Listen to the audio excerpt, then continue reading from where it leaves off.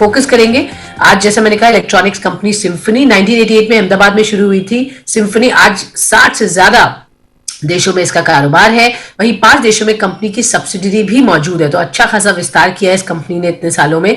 Symphony के पास 201 trademark, 64 registered design और 15 copyright, 48 patents भी हैं। इनफैक्ट दुनिया के सबसे बड़े फंक्शनिंग एयर कूलर बनाने के मामले में सिम्फनी को गिनीज वर्ल्ड रिकॉर्ड से भी सम्मानित किया जा चुका है। हाल ही में कंपनी के नतीजे आए और नतीजों पर नजर डालेंगे। Q3 में एक्चुअली आय और मुनाफा दोनों ही घटा है। आय 5% घटकर 205 करोड़ और मुनाफा 22% घटकर 21 करोड़ तक आ गया है। मार्जिन भी फ्लैट रहे। आगे किस तरीके की क्यूज और क्यू नंबर्स इस तरह से दिखे, ये जानने की कोशिश करेंगे। कंपनी के एग्जीक्यूटिव डायरेक्टर नृपेश शाह हमारे साथ शो में जुड़ रहे हैं। Mister Shah, good afternoon. नववर्ष की शुभकामनाएं सर। नंबर्स दिख रहे हैं हमें काफी प्रेशर दिख रहा है ऑब्वियसली मार्जिन्स पर, और जिस तरह से रॉ मटेरियल प्राइसेस भी बढ़ रहे हैं, बट वीक है नंबर्स। इसकी क्या खास वजह है और कैसे आगे का आउटलुक दिख रहा है सर?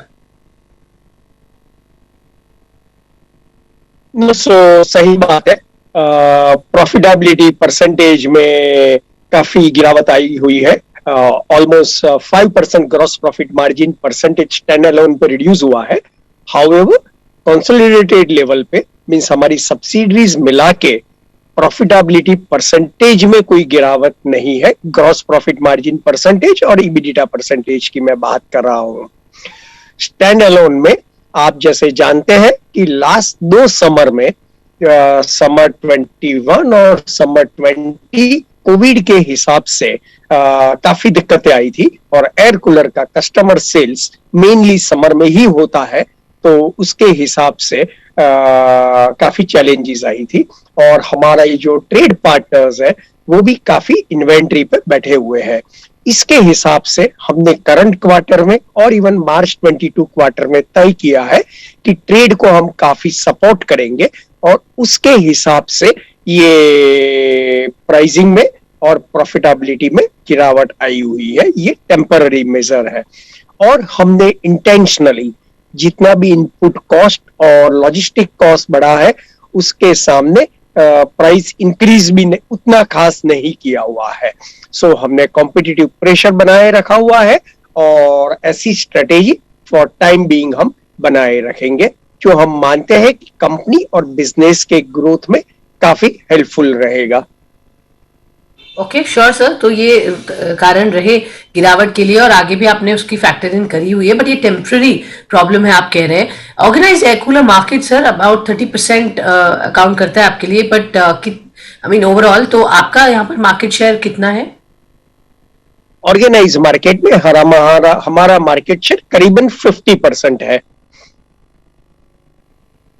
हुआ, यानी टोटल अगर हम बात करें। ओके, 15%। सर आगे किस तरीके का आउटलुक लग रहा है? आप मार्केट शेयर को कैसे बढ़ाएंगे? प्रोडक्ट के पॉइंट ऑफ व्यू से किस तरीके की आगे फोकस होगी कंपनी की? FY23 कैसा दिख रहा है in terms of new launches, product pipeline? जैसे आप सब जानते हो सिम्फनी काफी इनोवेटिव कंपनी है। नई प्रोडक्ट्स, नई डिजाइन आती ही रहती है, तो आगे ऊपर भी वो नए लॉन्चेस होते ही रहेंगे वेरियस सेगमेंट्स में। किंतु उसके अलावा हमारा जो सेंट्रलाइज और डक्टेड एयर कूलर है उसको हमने रिटर्म किया हुआ है large space ventilation air cooler. उसमें हमने काफी इनिशिएटिव्स लिए हुए हैं। उसके हिसाब से D2C बिजनेस में हम लास्ट 2 साल से कर ही रहे थे, किंतु उसको नेक्स्ट लेवल पे ले जाने के लिए हमने काफी बहुत कुछ काम किया हुआ है और हमने यूएस में काफी सक्सेस पाई हुई है। हमने जब भी क्लाइमेट टेक्नोलॉजी एक्वायर किया था उससे पहले क्लाइमेट टेक्नोलॉजी का यूएस में बिजनेस करीबन 36 करोड़ था, वो लास्ट ईयर बढ़ के 100 करोड़ हुआ और करंट ईयर में बढ़ के 160 करोड़ हुआ। और ये सब पूरे जो यूएस का बिजनेस है वो सिम्फनी के residential range of air coolers है, उसका ही बिजनेस है। उसकी किंतु प्रॉफिटेबिलिटी स्प्लिट होती है सिम्फनी इंडिया और क्लाइमेट टेक्नोलॉजी के बीच में। और यूएस के बिजनेस में भी लगता है कि जो लास्ट 2 साल से मोमेंटम है, जैसा रॉबस्ट ग्रोथ है, वो अगले साल भी कंटिन्यू रहना चाहिए। Okay sure. तो ये तो बात हुई यूएस मार्केट की भी आपने बताई, बट सर बिकॉज ये मार्केट और कम्पिटिटिव होते जा रहा है और आपने कहा 50% आपका मार्केट शेयर, अगर हम ऑर्गेनाइज एयर कूलर मार्केट की बात करें, किस तरीके से आगे देखते हैं ट्रेजेक्ट्री ऑफ मार्केट शेयर और कैसे आप मेंटेन करेंगे अपनी लीडरशिप इस स्पेस में? So unlike most other companies, हमारे लिए air cooler bread and butter product है। हमारा कंप्लीट फोकस एयर कूलर पे है, तो उसके हिसाब से हम काफी कुछ कर पाते हैं। और वही कारण है कि लास्ट 4-5 साल में इतनी सारी कंपनियां आई तो भी हमने हमारा मार्केट शेयर 50% रखा हुआ है। इनफैक्ट 7-8 साल पहले हमारा मार्केट शेयर करीबन 42% था, वो बढ़ के 50% हुआ है। सो उसमें हमें कोई दिक्कत नहीं हो रही है। इनफैक्ट हमारा इनोवेशन, हमारा कंप्लीट फोकस के हिसाब से ओवरऑल ऑपरेटिंग एफिशिएंसी, स्केल, हमारा जो बिजनेस मॉडल है, कंटिन्यूस वैल्यू इंजीनियरिंग, और हमारा जो ब्रांडिंग और डीलर डिस्ट्रीब्यूशन नेटवर्क है, और बहुत सारे काफी नए इनिशिएटिव्स है, वो सब मिला के मार्केट शेयर में कोई दिक्कत आने वाली नहीं है। इंपॉर्टेंटली हमारा जो कोविड के पहले काफी रॉबस्ट ग्रोथ होता था, वही ग्रोथ हम 22-23 से बैक टू नॉर्मल करना चाहेंगे in terms of the top line growth और प्रॉफिटेबिलिटी ग्रोथ। और हमारी जो क्लाइमेट टेक्नोलॉजी सब्सिडरी कंपनी है ऑस्ट्रेलिया की, उसमें लास्ट ईयर से टर्न अराउंड चालू हुआ है। करंट ईयर वो टर्न अराउंड एक्सेलरेट होगा।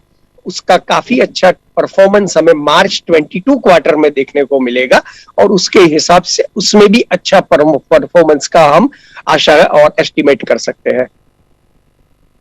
ऑर्डर बुक कैसी दिख रही है सर इस वक्त, और क्या है outlook? Demand obviously commercial cooling segment के बारे में भी बताइए, वहां पर अच्छी डिमांड दिख रही है आगे। और summer purchase normally last year के कंपैरिजन में अर्ली समर बाइंग के ट्रेंड्स क्या दिख रहे हैं ऑन ग्राउंड सर? समर का ट्रेंड के लिए अभी काफी जल्दी है, क्योंकि अभी तो जनवरी है। नॉर्मली वो फरवरी एंड मार्च से मालूम चलता है, किंतु ओवरऑल ट्रेड का सेंटीमेंट अच्छा है। ट्रेड भी एक्सपेक्ट करता है कि अच्छा समर और अच्छी डिमांड रहनी चाहिए। ओके, बट सर किस तरह से आप देख रहे हैं ऑर्डर बुक इस वक्त कैसी है और क्या दिख रही है by the end of the year? नहीं, हमारे पास ऑर्डर बुक नहीं होता है। हम ऑफ सीजन में एडवांसेस कलेक्ट करते हैं और उसी हिसाब से उसका ऑफ सीजन में डिस्पैच होता है, और ट्रेड वो इन्वेंट्री पे ऑफ सीजन में भी 100% पे करके समर का इंतजार करते हैं और उसमें बेचते हैं। और उसके अलावा एलएसवी में इनफैक्ट काफी अच्छी विजिबिलिटी दिख रही है, और एलएसवी में हम काफी ऑप्टिमिस्टिक भी है, और एलएसवी के लिए हम हाई डेसिमल एड कैंपेन भी चालू करने जा रहे हैं सोशल मीडिया, टीवी और प्रिंट मीडिया में। Okay wonderful. तो ये है प्लान्स आपके, बट सर एड रेवेन्यू कैसे रहे इस बार क्वार्टर में, और क्या ये आगे बढ़ेंगे? ओवरऑल क्या प्लान्स रहेंगे? और ई कॉमर्स चैनल आपके अभी बिजनेस को कितना कंट्रीब्यूट कर रहे हैं और आगे किस तरीके की सेल्स वहां से आप एंटिसिपेट कर रहे हैं? नहीं, हमारा एडवर्टाइजमेंट, सेल्स, प्रमोशन एक्सपेंसेस करीबन 4-5% ऑफ टर्नओवर रहता है, तो उससे आजू बाजू ही रहना चाहिए। बट जैसे जैसे आगे ऊपर टर्नओवर बढ़ता जाएगा, ऑब्वियसली वो एडवर्टाइजमेंट, सेल्स, प्रमोशन एक्सपेंसेस भी बढ़ता जाएगा। That is number 1। नंबर 2, दूसरा आपका क्या क्वेश्चन था? बिल्कुल सर, मैं जानना चाह रही थी कि ई कॉमर्स का आपने बताया, और किस तरह से ई कॉमर्स चैनल कितना कंट्रीब्यूट कर रहे हैं आपके सेल्स में? जरूर। सो ई कॉमर्स में लास्ट 2 साल में कोविड के हिसाब से वाई 100% ग्रोथ हुआ है, और उसमें काफी अच्छी विजिबिलिटी दिख रही है। ई कॉमर्स और ऑनलाइन में अभी 2 चैनल होंगे, एक ई कॉमर्स और दूसरा हमारा खुद का D2C। और D2C के लिए apart from our traditional models, हम कुछ एक्सक्लूसिव मॉडल्स, एक्सक्लूसिव रेंज जो D2C से ही बिकेगा, वो भी लॉन्च करने जा रहे हैं। ऑलराइट, ये तो कुछ इंटरेस्टिंग बात आपने कही कि कुछ एक्सक्लूसिव मॉडल्स, एक्सक्लूसिव रेंज आप लॉन्च करेंगे B2C मॉडल में, और ये आप एक्सप्लोर करेंगे। कब तक करेंगे sir? What is the timeline? In next 1 month वैसे वो न्यू अच्छा। वेबसाइट और न्यू D2C लॉन्च हो गया है, और जो नए मॉडल्स है नेक्स्ट 1 मंथ में लॉन्च हो जाएंगे। Okay, sure sir. ओके, तो ये लॉन्च के आपके प्लान्स है। एक काम करते हैं सर, एक छोटा सा ब्रेक लेंगे, आप हमारे साथ बने रहिए, क्योंकि हम आपसे थोड़ी सी और बातचीत करेंगे, आपके नंबर्स और आगे बजट से क्या एक्सपेक्टेशन है ये जानने की कोशिश करेंगे। छोटा सा ब्रेक, हम फिर से आते हैं।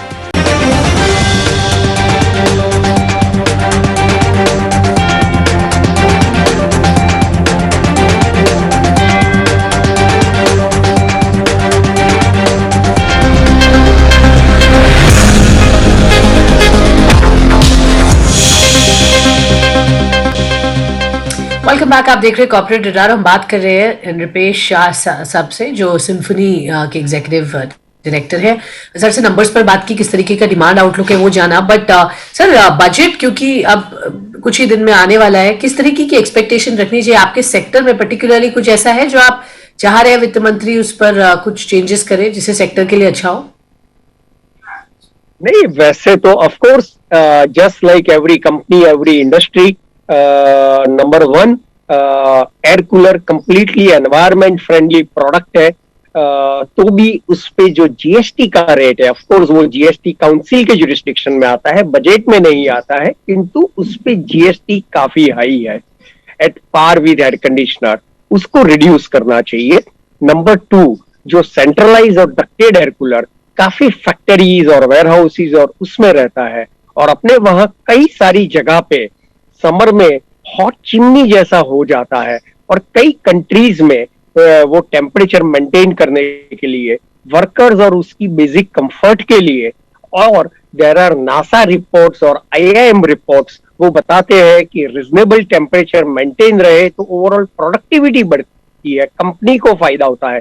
तो उसके हिसाब से जस्ट लाइक अदर कंट्रीज, वो सेंट्रलाइज्ड डक्टेड कूलर या बेसिकली टेम्परेचर मेंटेन करने के लिए कुछ बेसिक लेबर लॉज, रूल्स और रेगुलेशन होने चाहिए।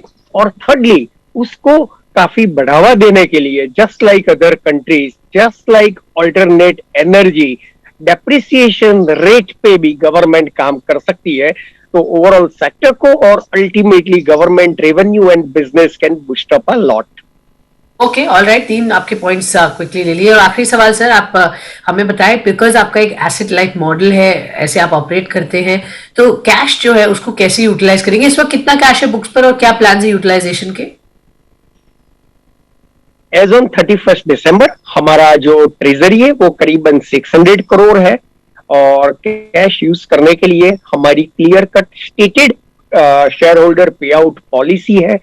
पैट का 50% हम पे आउट दे देते हैं, सेम ईयर में नहीं तो over a period of time, इधर by way of dividend and और by way of share buyback. That's number 1। और number 2, as and when we get any right acquisition opportunity related to our sector, provided वो value हो shareholder के लिए, वो हम जरूर सकते हैं। Otherwise it is complete asset light business model and we wish to maintain that way.